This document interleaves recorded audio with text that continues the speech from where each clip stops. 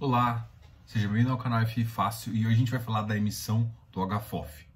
O HFOF hoje é o maior dos fundos imobiliários de FOF, ou seja, de fundo. O Fund of Funds maior do mercado hoje é o HFOF, a gente vai falar da emissão dele. Antes de mais nada, se inscreva aqui no canal, dá um like nesse vídeo e se gostar, compartilhe com todo mundo, tá ok?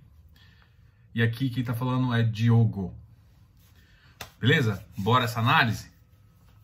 Bom, o HFOF de longe para mim é o melhor dos FOFs. Ele tem um resultado operacional excepcional. Por quê? Porque o FOF, em linhas gerais, ele tem que dar ganho de capital.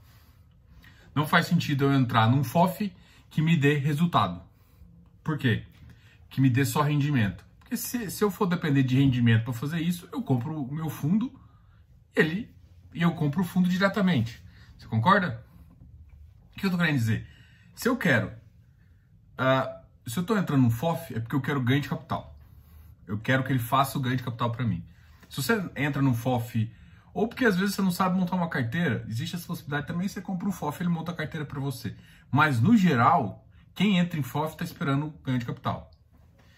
Acho que tem outros fundos aí que fazem mais essa montagem de carteira, mas para mim não faz sentido um FOF ser para você montar a carteira. Porque senão você pega e replica a carteira dele, vai ser sempre com um delay, vai ser sempre ruim, mas, enfim, você vai ter uma carteira ali interessante. Você vai ter uma carteira próxima aí de uma carteira profissional. Bom, mas então o que você quer num FOF?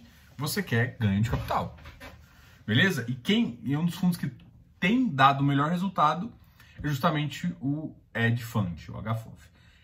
É possível também, eu já comentei isso várias vezes, mas para quem está assistindo isso pela primeira vez, eu vou explicar um pouco da história. O HFOF teve duas sortes, e depois ele teve muita competência. Mas quais foram as sortes? Ele entrou na crise com dinheiro, porque ele tinha acabado de fazer uma emissão, e além disso, ele tinha feito uma negociação do TBOF, e o TBOF também tinha negociado pagar uma parcela, ele vendeu para o Safra e tinha negociado vender e receber uma parcela grande também nessa crise. Então o que aconteceu? Ele é um fundo que entrou na capital, que ele entrou na crise justamente com um número enorme, com um volume enorme de dinheiro, o que é excepcionalmente, e eles se comportaram muito bem. Então eles tiveram a sorte desse movimento aí de ter feito, porque não dava para saber a crise, a gravidade da crise, e você estava com dinheiro justamente para fazer o que você sabe fazer de melhor. E eles se comportaram muito bem, teve um dos melhores, se você analisar o resultado de dividend yield deles. Claro que a gente nunca faz isso isolado, mas em comparação com outros fundos, ele foi disparado um dos melhores. Só perdendo pro TFOF, que vai ser incorporado pelo HFOF. Então, assim, só que o TFOF é menorzinho, ele tem de 300 milhões. Só que, assim, ele já é o maior fundo, com 1,7 bilhões. Incorporando o TFOF, ele vai para quase 2 bi. E ainda vai fazer uma emissão. E a gente está discutindo aqui da emissão. Mas antes eu vou contar a história dele, porque você tem que entender tanto o que ele é, para você conseguir entrar e para tomar uma decisão assertiva se faz sentido ou não entrar. E aí, assim, eu vou dar a conclusão que eu acho, tá? Mas eu só quero te mostrar para você se você chega na mesma conclusão que eu ou não. Se você não chegar na mesma conclusão com os mesmos fatos, não tem problema, não entre na emissão. Ou entre na emissão, beleza? É essa a questão. O HFOF, ele, dos últimos 4 meses, ele deu, em média, 0,75 de yield. O yield mais baixo dele foi 0,7. O próximo yield prometido também é 0,9. Então, ele realmente tem pagado yields excepcionalmente altos. E isso tudo é justificado por esses relatórios aqui. Se você vê, o ganho de capital desse fundo é enorme. No relatório de abril, ele teve um rendimento de 8 milhões e ganho de capital de 12 milhões. 12 milhões. Ou seja, ele teve quase que 50% a mais de ganho de capital do que de rendimento. Isso é um resultado muito, muito, muito positivo. E agora, no último relatório, eles tiveram um rendimento de 7 milhões, um pouco menor, ou seja, os rendimentos têm caído, mas o ganho de capital foi para 10 milhões. Não teve o mesmo resultado de abril, maio, mas teve um resultado muito positivo com uma crescente de 30%. No geral, ele tem dado mais resultados com o ganho de capital que com rendimento, o que é esperado, porque os rendimentos estão caindo de todos os fundos. Então, para você compensar isso, tem que ter ganho de capital. Então, competência em termos de ganho de capital, se você olhar todo o histórico, ele tem. Se você olhar o histórico, eu fiz um estudo de 2019, ele foi o melhor FOF. Ele disparado foi o melhor FOF com um rendimento muito acima do iFix. Se você for analisar a TIR dele, deu quase 50%. É um fundo realmente com ganhos expressivos, que consegue bater o fundo benchmark dele, que é o iFix. Para esse tipo de fundo faz sentido um pouco, porque como ele compra uma cesta de ativos, ele vai fazer parte dele comprar isso tudo. Mas vamos lá que essa oferta tem algumas coisas não tão legais.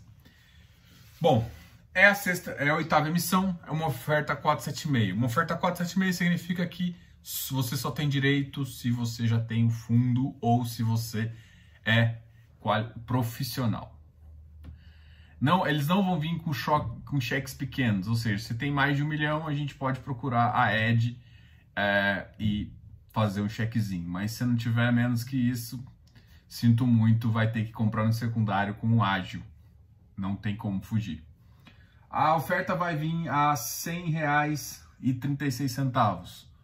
Número adequado para o mercado, sendo que a cota está bem maior que isso, está mais que 10% que isso. Hoje o mercado vai estar em queda, então esse número pode mudar um pouquinho. Isso não tem problema, ainda vai continuar com o ágil, muito provavelmente em relação a esse ativo. O fundo veio pedir 150 milhões. O fundo agora tem 1,7 bi de mercado, pedindo 150, bem razoável. O que dá em torno de uma porcentagem de 10%. 9,64 para ser mais exato. A cada 100 cotas que você tem, você vai ter direito a 9. Então isso não ficou tão legal para o cotista. Eu entendo a Ed, por que não fica legal para o cotista? Porque se você é um cotista e está no fundo, você quer poder aumentar a posição muito mais, né? É claro que o direito de preferência vai justamente para você não ser diluído. Então, se você entrar com toda a sua porcentagem, você não vai ser diluído e não tem problema. Mas quem gosta do fundo quer aumentar a posição num preço mais adequado. E isso não vai ser possível por ser uma oferta 476, a não ser que você compre direito e provavelmente o direito vai ser negociado com o ágil, né? Então, isso não vai fazer muito sentido para isso. O resultado do fundo a gente já comentou, é um resultado positivo, com extremos ganhos de capital. O resultado de 2019 também é extremamente positivo. Durante a crise, a gente conseguiu ver uma Ed que veio ao mercado, falar com os cotistas, então mostra a transparência do fundo. Detalhe, e aí é muito importante você entender. O fundo também anunciou, a Ed, não o fundo, desculpa, a Ed também anunciou uma emissão do HLOG, que é justamente a maior posição do HFOF, né? E o HFOF muito provavelmente vai entrar nessa HLOG e os dois são 476. Isso significa, um dos motivos também ser 476 não é só porque vem com cheque restrito, com uma oferta restrita, normalmente é porque ele quer rapidez. Então eles estão vendo a oportunidade e querem gerar normalmente uma entrada muito mais rápido. E eu não sei se, como a oferta está muito pequeno e o fundo tá com um desempenho muito grande, muito provavelmente eu acho que a expectativa deles é que eles nem precisem de fazer um esforço muito grande para conseguir esse dinheiro. Eles colocaram lá que se atingir toda a porcentagem, eles podem aumentar a oferta mais do que o normal, mas mesmo assim não é tão estranho não. Eles vieram com a HLOG e muito provavelmente parte desse dinheiro de alocação vai para a HLOG. Se você notar nas modificações de carteira dele, eles têm aumentado a posição de rendimento. Muito provavelmente também esse dinheiro será para fazer mais giro de capital. Em termos de ganho de capital, ele tem normalmente um patrimônio de entre 20%, 15% a 30% aí para ganho de capital. Em abril ele estava com esse ganho de capital em 23%. Em maio ele foi isso para 19%. Então eu acredito que justamente ele vai vir com esse capital para aumentar essa posição. Aqui ele mostra que ele aumentou a posição de renda dele, né, para maio. E com uma consequência ele aumentou também a posição de mobiliários. Mobiliários normalmente é os fundos de papel. Então isso mostra que provavelmente ele preparou o fundo, ele alocou muito positivamente em alguns fundos, o ganho de renda e ganho de capital também ele aumentou, significa que ele conseguiu um fundo que dá uma renda aí com ganho de capital, conseguiu fazer essa movimentação boa e está querendo mais capital para ganho, justamente para fazer giro. Eu vejo o fundo bem positivo, bem antenado. Então, eles têm uma porcentagem bem alta em fundos próprios. O que faz sentido quando você sabe que está bem administrando, mas isso gera certo problema. Isso é comum de todos os FOFs, né? Não tem como quando você faz isso, você evita oportunidades boas. Então, para FOF faz todo sentido fazer isso. Eu acho que a oferta veio pequena, pelo que eu acho que tem de disponibilidade de dinheiro no mercado. Isso é uma crítica a eles. Eu acho que um fundo de 1,7 bi poderia vir com um valor maior, até porque o fundo tem capacidade para fazer mais, né? Vem uma oferta pequena, vai atender aí uma demanda provavelmente específica, uma compra também de aumentar uma posição do HLOG e mais um dinheiro para ganho de capital. Lembrando também agora o seguinte, no final do mês, no dia 30, eles vão fazer a incorporação do TFOF. A incorporação não vai ser feita exatamente no dia 30, mas na data do dia 30, os dois vão ser avaliados via patrimonial, não via valor de mercado. E patrimonial inclui tanto patrimônio quanto caixa, né? Não sei se vocês conhecem isso. Mas enfim, você vai avaliar todo o valor patrimonial dos ativos que ele possui e vão fazer uma incorporação do TFOF. E com isso, definitivamente, vai ficar como realmente o maior, vai ficar com mais de 2 bi aí. Mas essa emissão vai ficar um fundo bem grande. Eu ainda tenho alguns receios, né? Eu já comentei isso com vocês, para ninguém achar que só são flores. Porque, como eu comentei desde o começo, um fundo de fundo ele tem que ter ganho de capital. Para mim, se um fundo de fundo não tem ganho de capital, ele não tem motivo de existir. E tem muitos fundos que não tem motivo de existir. Bom, fica aí a ressalva. Enfim, ele mostra que ele tem isso, mas quanto maior, fica muito mais difícil de ter um ganho de capital relativamente o suficiente para entregar para um cotista. Uma coisa é quando você tem um fundo, se você olhar, vamos analisar o TFOF. O TFOF tá dando, teve mês que ele deu 3,57% de dividend yield. Ele deu rendimentos de R$5, de R$1,50. Essas alterações que ele consegue fazer com esses ganhos é porque ele é um fundo pequeno. Ele é diferente também porque ele era um fundo com um tempo determinado. Então tem um motivo de ter uma carteira também. Então não dá 100% para comparar, mas o que eu estou querendo falar é o seguinte: fundos menores, em termos de ganho de capital, podem se comportar melhor. Um fundo muito grande, um ganho de capital tem que ser muito maior. E será que a gente tem mercado para ser esse tamanho? Essa é a questão. Se não tiver, o ganho de capital vai cada vez ficando menor, ele vai ficar um fundo de renda e aí não faz sentido você continuar nele. Então qual que é o receio? E aí eu não sei se é só o meu receio, fundo de fundo faz sentido com o ganho de capital. Será que um fundo grande para esse mercado? Porque o fundo agora tem que se adequar ao tamanho do mercado. Se ele fizer um fundo de 10 bilhões, ele vai conseguir X só de ganho de capital e vai ficar sendo diluído pela maioria de cotista e aí ele não vai conseguir entregar um número razoável. Então, esse fundo só vai crescer agora quando o mercado cresce. E isso ou seja, se o mercado estiver crescente, ele vai conseguir, como é um fundo de fundos, qual que é a vantagem? Você consegue entrar em oferta 476, oferta que você, pessoa física, não consegue entrar. Então, juntando todos esses fatos, é muito interessante você analisar esse fundo? Bom, eu não vou dar recomendação em si, mas juntando tudo, esse é um fundo que tem bom rendimento passado. Teve aquela situação do Oteboff, que eu não sou muito fã, mas acabou dando um resultado bem interessante, porque ele acabou não vendendo, ele ia montar um fundo, não montou mais, acabou negociando o Oteboff num preço adequado, num preço bom para o fundo. Foi antes de crise, então ele chegou com dinheiro na crise. O fundo deu ganhos na crise, então mostrou que ele é realmente um fundo de gestão ativa e que consegue agregar valor para o cotista. Alinhado. Bom, em termos gerais é isso, galera. O fundo ele é extremamente atrativo, consegue gerar ganhos positivos. Já teve alguns problemas, vamos dizer, no passado, mas problemas de transparência aí nesse sentido, não teve. Mas eu acho que a Ed superou isso muito bem. Principalmente durante a crise, a Ed foi, para mim, uma das melhores gestoras que veio a público conversar. Tá vindo com esses relatórios trimestrais, tá vindo a público, fez um relatório de mostrar resultado trimestral que foi realmente muito positivo. Se quiser ver mais, entra no site ffácil.com.br. Eu coloquei os relatórios deles todos lá, a apresentação e tudo mais.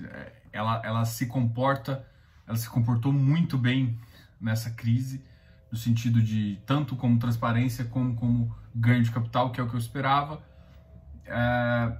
A gente nunca garante que o histórico passado vai te dar os mesmos ganhos futuros, mas é com base no histórico passado que você toma uma decisão. E com base nisso a gente tem bons números. Tem algumas coisas, é claro, que você tem que analisar. O meu maior receio é justamente o tamanho. O tamanho já está ficando grande para um FOF. Só que assim, grande para um FOF depende do mercado. O mercado também, analisando até o boletim da B3 de mercado imobiliário, o mercado está crescendo mesmo nessa crise, o que então faz sentido a gente ter FOFs maiores também e ter mais FOFs. O mercado de FOF era um mercado bem fraco e desde 2018 é um mercado que tem melhores fundos com melhores gestões. Então, e isso reflete também nessa questão de fundos, né? Então, esse basicamente é o panorama. Então, entenda o que é FOF, para que serve o FOF, e aí você consegue tomar uma decisão mais clara. E assim, se você já é cotista, 10% também do patrimônio é uma coisa interessante, não é? Vale a pena para você? Você tem o capital? Analise em tudo isso que você vai ter a sua resposta, porque em termos de resultado, esse fundo é um fundo muito bom, com uma boa gestão. Então, lembre sempre das regras dos 3, bom ativo, localização boa com bom gestor. Em FOF é difícil você analisar, porque você tem que analisar a carteira no detalhe ali. Bom, a carteira deles tem mostrado resultado com rendimento, então para FOF a gente vai fazer uma análise um pouquinho diferente dessa regra dos 3. A carteira é uma carteira boa e em termos de resultado e ganho de capital ele consegue atingir e uma boa gestão. Então ele atende os 3 níveis de FOF que eu quero. Tá ok? Essa é a minha opinião, Diogo. Lembrando sempre que se inscreva aqui no canal, dá um like nesse vídeo, se gostar, compartilhe com os seus amigos. HFOF, valeu a pena aí pra você? Deixe comentários aqui embaixo se você vai entrar na subscrição.